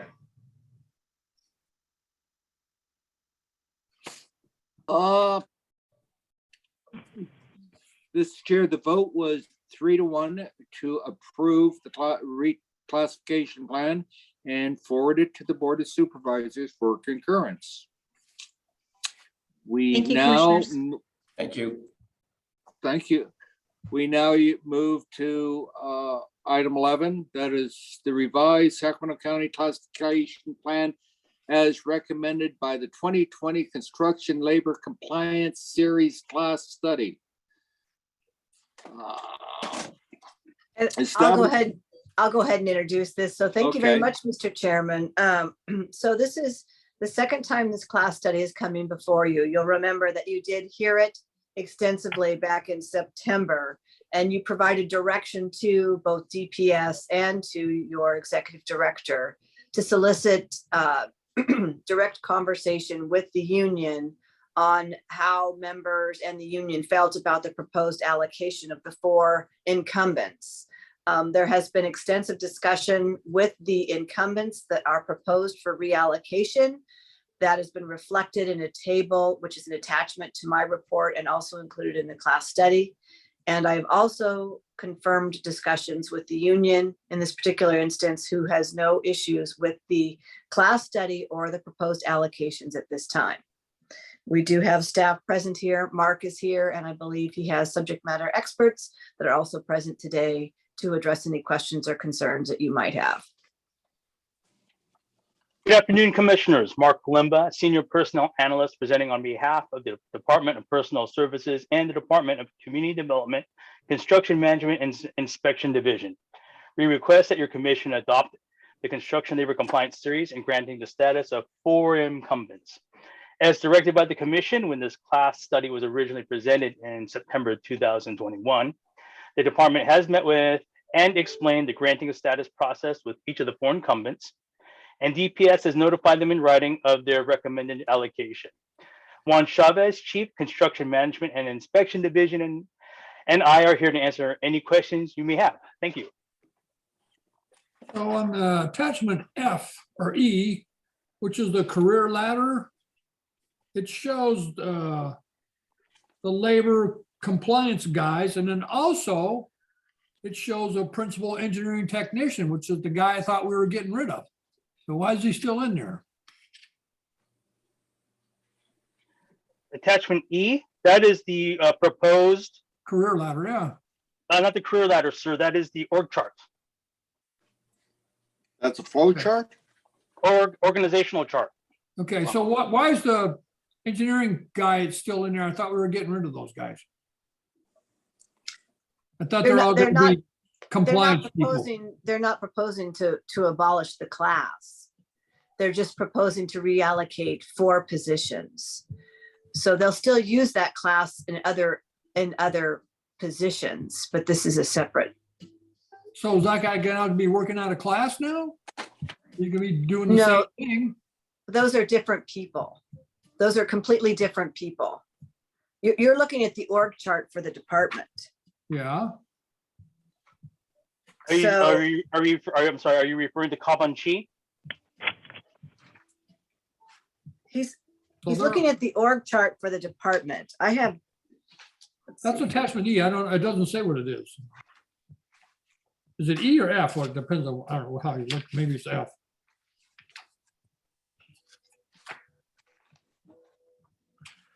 One second.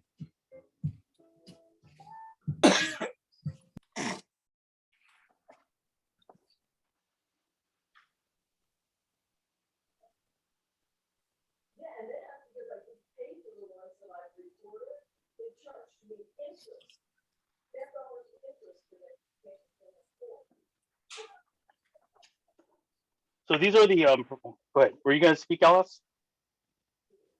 Pardon? I was Alice, just trying to you grab my packet. Oh, okay, That sorry. I had a different packet because we've had so many versions of this.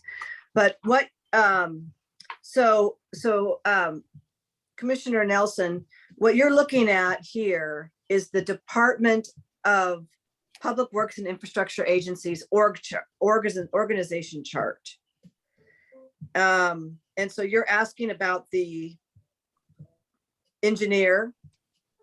Yeah, Which position? we have the senior construction, the senior labor compliance tax. And and now we have also in that group, the principal engineering technician, which I thought was not part of that anymore. They were only. So gonna they're not proposing to abolish that class. What they've done is they've taken a look at all the different positions within that department and said that some of these classes should be reallocated based on the job duties. But in this instance, that person, oh no, that's the principal, sorry. So the principal would remain in, the principal is not proposed for reallocation. Because there is not a principal construction labor compliance tech, right? So the principal is not being proposed for reallocation into any new class. They would simply leave him in his current class. Okay, so it looks like they're all here at that level because they're all going to be doing basically the same job. No, it's just, I think that to fit it all on the same page, it's these are people that are underneath the construction labor compliance supervisor. So these are all the classifications that are supervised by that next box. Right. So they're not doing the same job. It's simply that they're organized and so that they report to that supervisor. Okay. Well, it doesn't. So the principal engineer classification, the department did not feel it was prudent to reclassify that particular class. The work that's being performed in that class is sufficient to continue in that principal level. When I was reading through the information here, it certainly appeared that the engineering people were kind of doing engineering and that the labor compliance people were doing labor compliance. I don't know how they fit in together. The principal classification can do some labor compliance work, but the bulk of the others are doing work that's outside of the scope, and that's why they're reclassifying those positions. Well, that's my point, is like. But if it's the not enough. Guy's an engineer, then he's going to be labor compliance. He's working out of his class, that looks like to me. He wouldn't be working out of class because he's still performing the duties of the classification that his class. Because his is a different class. He's the principal engineer, and it's a different classification than the others. Okay. The others are in the senior engineering technician position. Is that the same answer DPS would give? Yeah. Yes. Mark? Yes, that's correct. Yes. What happened was when we're creating the classes, there was no, basically they're performing at the entry and journey level and the advanced journey level and the supervisory level. There was no principal level for that was equivalent in the new job series. So we decided to keep the current principal engineering technician in his class, because and there are still some provisions in the current engineering tech series, the principal specifically engineering tech, where they can still perform some labor compliance work. Well, that doesn't make any sense. You know, if you have this guy if you want to do these new classes of labor compliance, and the people who used to do these are now, or used to be in, engineering, and now all of a sudden, this guy, he's still an engineer, but he's still doing what they used to do. I mean, why did you go through the trouble of making this new compliance class if they're all going to still be doing the same thing? It's just this one individual, the principal engineer is performing his duties, and they didn't feel it was appropriate. And I think you have your department that's online. Mark, why don't you ask your department director to address that? And he can talk in specifically with regards to what the principal is performing and how that's different and why it would be appropriate to keep that person in his current class. Are you available, Juan? Yes, and I apologize. My camera for some reason has not been functioning, but I'm hopeful that you guys can at least hear me. Can you guys hear me okay? Correct, I can hear you. Yeah. Wonderful. So yes, I'm the division chief. And as was being explained, we have, what's interesting is, the whole intent of doing this class study and to create this new series, as we've all been talking about, is to, the best way, I guess the way I look at it from my perspective and how I would say it is to narrow down and be more focused in the classification as we move forward. The engineering tech class as it stands today does allow and provide for, as was stated, performing labor compliance work, but it's so much broader than that it has created a challenge when it comes to recruiting and maintaining staff. Because again, the way the current classification for engineering tech is very broad, and so again, it's presented its own challenge. The principal class, the engineering tech we have now, as we went through the study based on the way that the workload is assigned and task, it didn't merit creating another principal labor class spec. And because of some of the concerns that are noted in the report itself about potential salary impacts, that was one of the factors that resulted in us saying, let's just keep his position as it is, because again, it still meets, still allows him to perform the work without causing the greater concern about the salary impact, in which didn't really merit to create a new principal labor class position. Oh, okay. I mean, I'll take your word for it, but it just doesn't, everything here that these guys that we're giving status to used to be engineers, and now they're going to be labor compliance people because they have separate duties and they want them to do labor compliance. So I don't think they'll still be doing engineering. No, and if I can add, the current engineering techs we have now, although the class allows them to perform some engineering related duties and tasks, their sole task or duties is really just on labor compliance. Again, that kind of speaks to the need that we have for the request here today. But yeah, so they don't, there are other engineering technicians that we have in our division that perform more engineering or construction related tasks. Nothing, they're not part of that labor compliance section. This is just the only class within the county currently, the engineering tech series, that allows us to have them perform that labor class work. If we approve this, there'll just be these four guys, right, doing this? Is that right? Yes. Mm-hmm. Okay, so then we're gonna have let me find it here. The guy who will now be the construction labor compliance supervisor. So now you'll have an engineering guy reporting to him. That's the way it was. Okay. He used to be an engineer anyway, so, okay. All right.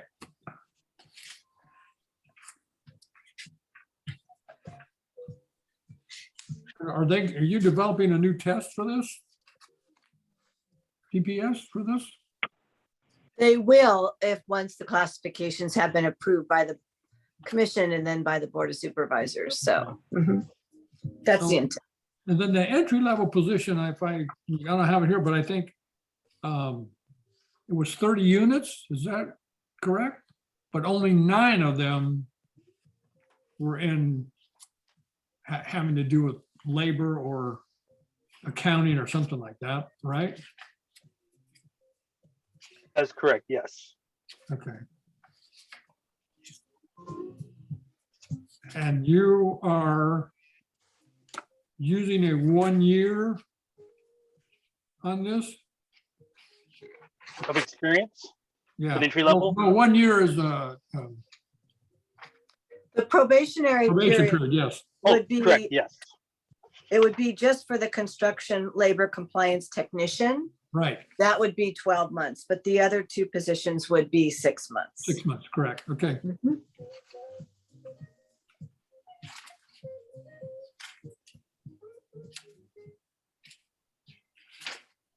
So this would be just obviously working on county jobs, right? Prevailing wage jobs? Yes. Okay.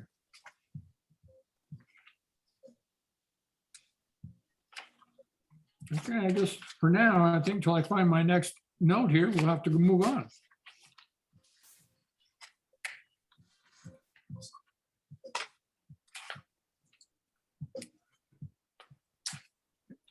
Do Are any there- of the other, Go ahead, Mr. Chairman.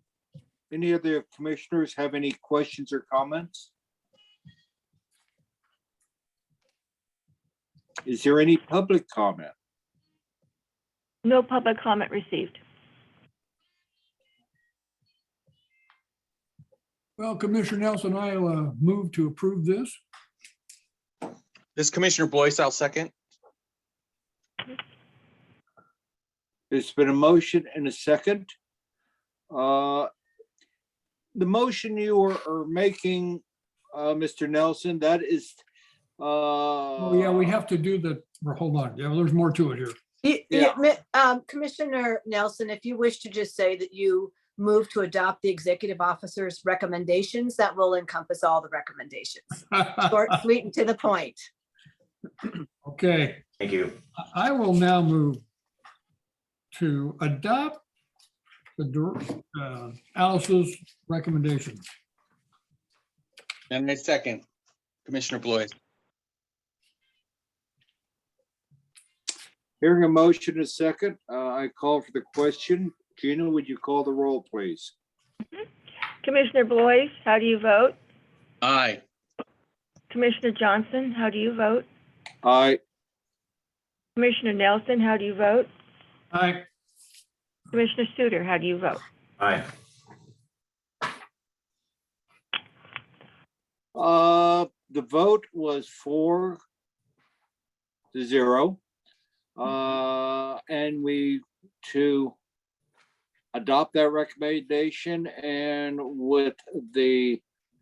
submit it to the Board of Supervisors, I assume. Yes. Our next item is our quarterly status report by the Department of Personnel Services on Thank you, Commissioner. classification studies. I believe that's just a report to us. Nothing has to be said. That's correct. It's an informational item only, so So we unless have a there are any, report on item 12 is the fourth quarter of 2021 and quarter report, or they're both stuttered. All right, we're down to item 14, the executive officers verbal report to the commission. thank you very much, Mr. Chairman and commissioners. Hopefully I can get through this without coughing. I feel pretty good, so that's good. First of all, just wanted to remind you that your Form 700s are due. You should have gotten notification, and that's something that you need to do electronically. You do it every year. It's due in April. So I encourage everyone to complete those. I've got about 10 to do myself. So I know they are, can be kind of a little bit of a pain, but they're required. And so I'm just encouraging you to get those done. When did we get them? When did we get them? I don't know. There was if I an got 'em. email. So the FPPC Form 700 coordinator for Sacramento County would have sent you all an emailed letter notifying you that you needed to comply with your form, your FPPC Form 700. I got notification that you were sent your letters as well. I don't know that I received one. Unless I received it earlier today or late yesterday afternoon. It would have been it would have been later or earlier. It wouldn't have been. No, I did not receive mine then. Oh, Alice, I've got it. It was sent on January 20th at 6:01 PM Thursday. Okay, great. I'm sorry. That's my ethics one, but I'll find the other one real quick, but I have it. Sorry. If I got it that I didn't get it, I'm sorry. Or I saw it as spam and I deleted it, or it went to spam. I'm having trouble with my computer, so. Okay, yeah, because it doesn't come from me. Saying it's me, but it's not. Okay, it doesn't come from me. It comes from the coordinator for the FPPC 700 form for the county. I don't remember what the email, it's like no reply, something. I don't know off the top of my head what the email address is, but we can look and see if I kept a copy for you. It should have went to the account of the whatever email he gets his email for this commission. Yes, it would have come to your email for the Civil Service Commission. And when did we receive it? I'm looking right now, but it was after January 20th. I'm going to confirm that because I thought my ethics one came first. Sorry, guys, I've been kind of quiet. I have a migraine. Sorry, I apologize.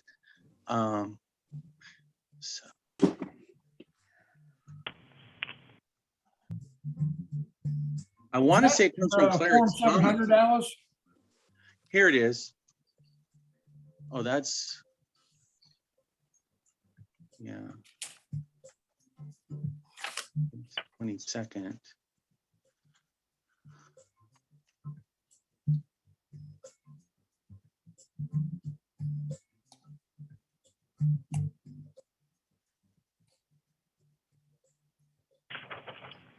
We'll find it. I have to scroll through my email too, but. Oh, it came April, January 26th, Wednesday. January 20th, yeah, that's the Form 700? Yes. Yeah, 11:45 p.m. Yep. It says annual filing notification due April 1st. It came on the 26th? Yes, at 11:44 a.m. No, I didn't get it. Okay, well, we'll just have to have them resend it to you, Ron. You might want to look in your spam or your junk file because Okay. it might be there. But just double check there because like I said, it's not going to come from me. So you might have just thought it was trash. No, I didn't. I don't. The 26th. I'm sorry to take the commission's time on this. That's okay. I did not get it. All right, well. You could have them resend it, please. All right. It's basically a notification to tell you that you need to go online and do the form. So it's not the form itself. Right, but it tells us, you with the link. it tells us how to get to the form, right? Exactly, yes, Yeah. it gives you that link, so. Yeah, there's a link on there to get to it. I got it. Okay, great. So 3 of 4 of you got it. So Bruce, could you just forward that? Well, no, we have to find the one for Ron. Okay, all right. We'll get to that then. I'll contact them. Well, I'll ask Gina to give them a call and ask them to resend it to you. Thank you. Okay. I want to let you know that your next meeting is slated for February 25th. February 11th is a holiday.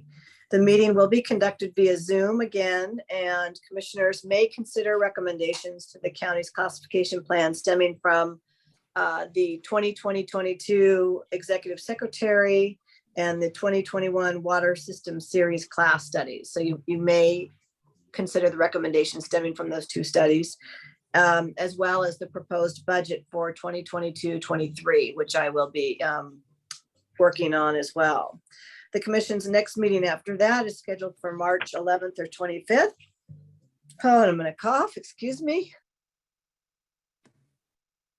Never fails quickly. Now, I understand that some of the commissioners are going to be gone during the month of March, so I'm not clear if we're going to have that meeting on the 25th or not. The last meeting, Commissioner Suter and Johnson indicated they'd be gone. So when you firm up your travel plans, if you could please let me know. I will be gone. I will be. Okay. So it's Commissioner it's Johnson, firm. will you be gone on March 25th? No. Okay. 25th? Yes. March. No. Okay, so Commissioner Suter will miss the 25th, but Commissioner Yes. Johnson will be present. Correct?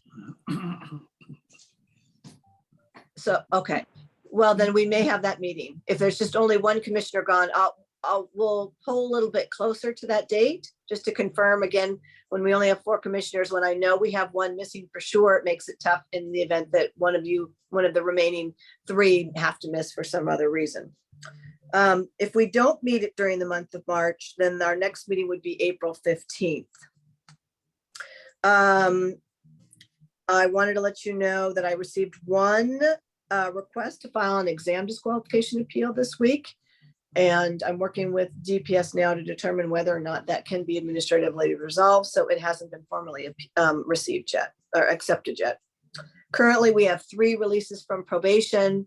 We have 1 failed psychological evaluation and 1 allocation appeal that are pending before you. And that really pretty much concludes my report. As I mentioned, I will be working on the budget.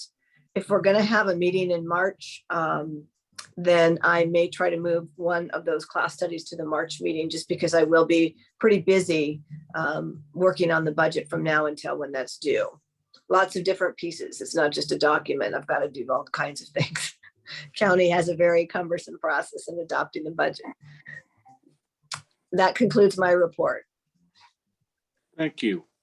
Alice, will you please send me the link and notification for the meeting, because I may be able to go online shortly and go to the meeting. Okay. Okay. Will you be at somewhere where there's a time difference though? Yes, there will be a 3-hour time difference. Okay. So it'll be 10:30 instead of 1:30. Okay. I may be back from coffee at 10:30. So you're moving west? No. Yes, very west. I know where he's going. I will motion to adjourn. Second. Aye. All those in favor, please signify by saying aye. Aye. Aye. Meeting adjourned, and thank you very much. Thank you. Thanks, everyone. Adios, guys. Take care. Bye. Thank you. Take care.